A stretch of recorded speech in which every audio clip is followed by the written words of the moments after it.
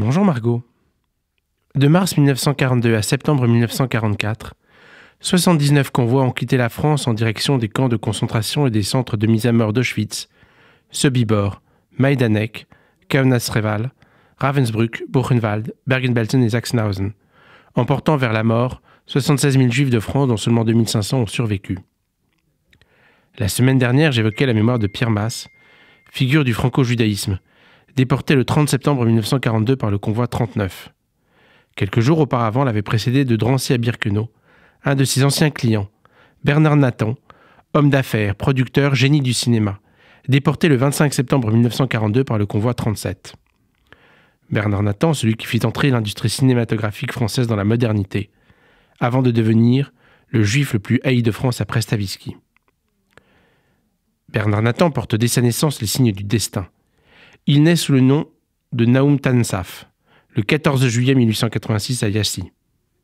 14 juillet, le jour de la fête nationale française, le pays dont il porte l'industrie du cinéma au pinacle mondial mais qui le trahit en le livrant aux nazis. Yassy, ville de Roumanie où un effroyable pogrom déclenché immédiatement après l'invasion de l'Union soviétique, fin juin 1941, provoque en quelques jours le massacre de 13 000 juifs.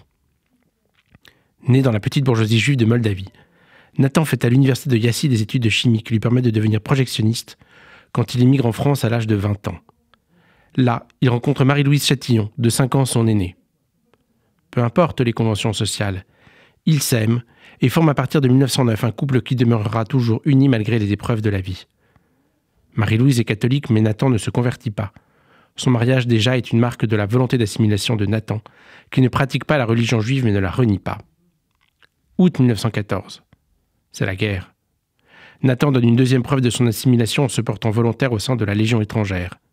Gazé en 1916, il finit le conflit avec le grade de sergent, décoré de la Croix de guerre avec palme.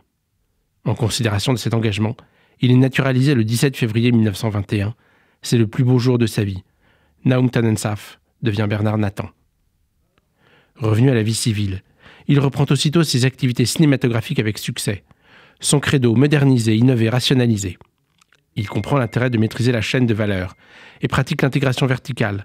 Ses sociétés assurent le tournage, la fabrication, la distribution de ses films. Inspiré par les États-Unis, il comprend très vite la révolution du cinéma parlant alors que le doyen Charles Pathé reste attaché au cinéma muet. Nathan développe la distribution, activité moins spéculative mais rémunératrice. Soigne le confort des salles, la programmation, la sonorisation. Parmi les premiers, il se lance dans la télévision et soutient aussi le cinéma scolaire, associant cinéma et instruction. Par féminisme, autant que par intérêt pour ce segment de marché, il favorise la création de programmes pour les femmes. Les succès s'enchaînent. Après La merveilleuse vie de Jeanne d'Arc, fille de Lorraine, superproduction de 1929 consacrée à l'héroïne nationale, il reçoit en 1930 la visite dans ses studios du ministre du Commerce et du préfet de Paris. En 1932, il produit un succès mondial, l'adaptation des Croix de bois de Roland d'Orgelès, avec qui il partage la qualité d'ancien combattant, le patriotisme, le pacifisme et l'attachement aux copains tombés sur le front.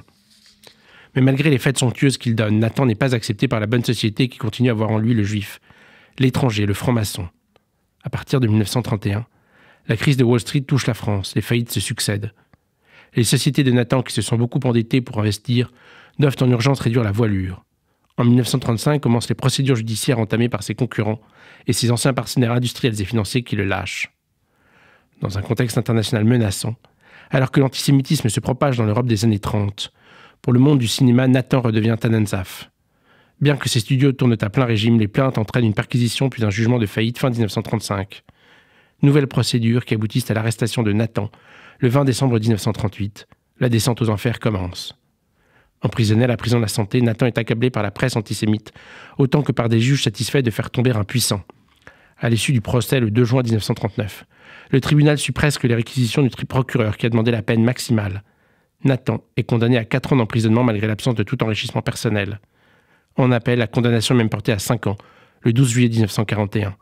Le monde a changé entre-temps. 1939 marque l'entrée en guerre, juin 1940 la défaite militaire, l'armistice et l'occupation. Vichy multiplie les lois antisémites. Le statut des Juifs d'octobre 1940 exclut expressément les Juifs des secteurs de la presse et des médias.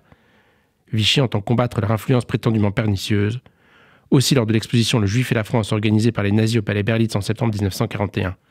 Un portrait caricature de Nathan est présenté aux côtés de ceux de Léon Blum, du dramaturge Henri Bernstein, du journaliste Pierre Lazareff. Le 27 mars 1942, le journal officiel annonce sa déchéance de nationalité, en violation des propres lois édictées par Vichy. Nathan a été naturalisé en 1921. La loi prévoit seulement, si l'on ose dire, la révision des naturalisations intervenues depuis 1927. Mais Nathan est depuis longtemps soustrait à toute protection de la loi. Aussitôt sa peine finie, il est livré aux nazis et déporté à l'Est. En septembre 1942, Nathan est âgé de 56 ans. À Auschwitz, les hommes de plus de 40 ans sont immédiatement gazés, dès la descente des trains. Sur les 1004 juifs déportés par le convoi 37, seuls 15 ont survécu. Mais la malédiction de Nathan perdure des décennies. L'histoire du cinéma français demeure longtemps inspirée par l'incontournable histoire du cinéma de Robert Brasillac, collaborationniste fusillé à la Libération, et de son beau-frère Maurice Bardèche, père du négationnisme. Après la bataille de la justice, c'est celle de la mémoire menée par les filles et le neveu de Nathan, qui n'aboutit qu'à la fin des années 1990 avec la réhabilitation tardive du producteur de génie.